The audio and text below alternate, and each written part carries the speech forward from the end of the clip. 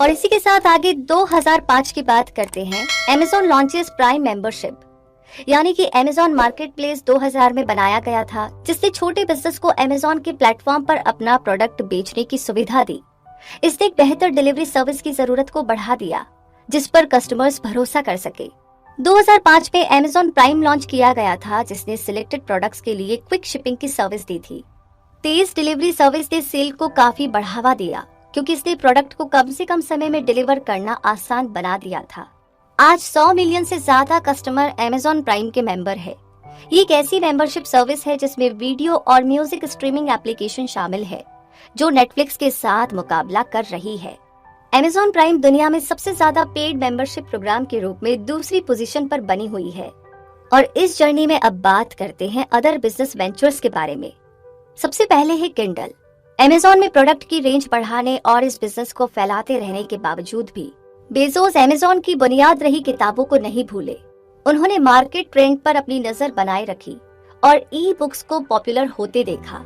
Bezos ने इसमें भी अनलिमिटेड पोटेंशियल देखा और 2007 में Kindle लॉन्च किया, जो ई बुक रिटेलिंग के फील्ड में एक ग्लोबल लीडर बन गया।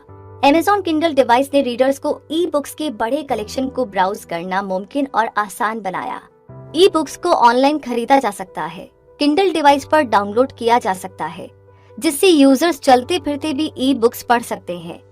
Kindle स्टोर में कई डिजिटल मीडिया जैसे न्यूज़पेपर और मैगजीन को भी जोड़ा गया। बेजोस एप्पल के आईपैड जैसे कॉम्पिटिटर्स को मात देने के लिए Kindle के सॉफ्टवेयर और हार्डवेयर को लगातार इम्प्रूव करते रहे। और जहां तक वॉशिंगटन पोस्ट की बात है, तो बेजोस ने 2013 में वॉशिंगटन पोस्ट को खरीद लिया था, जब वो फाइनेंशियल प्रॉब्लम से जूझ रहा था।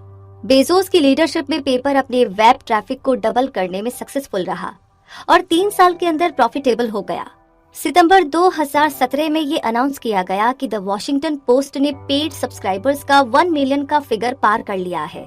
बेजोस ने रीडर्स की ग्लोबल पॉपुलेशन को टारगेट करने के लिए इंटरनेट मार्केटिंग यूज करने का विजन रखा था।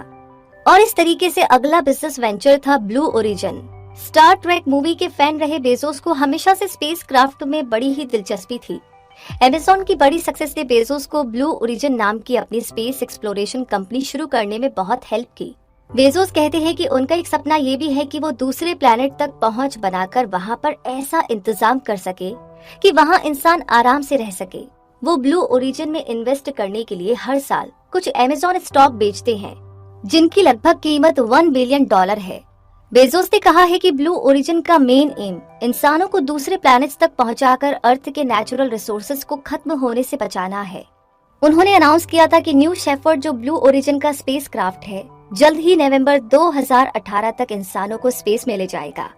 Blue origin commercial space flight ticket $2 lakh से $3 लाख तक बेचने की सोच रहा था। जून 2021 में बेजोस ने अनाउंस किया कि वो और उनके भाई मार्क न्यू शेफर्ड की फर्स्ट क्रू फ्लाइट में स्पेस के लिए उड़ान भरेंगे।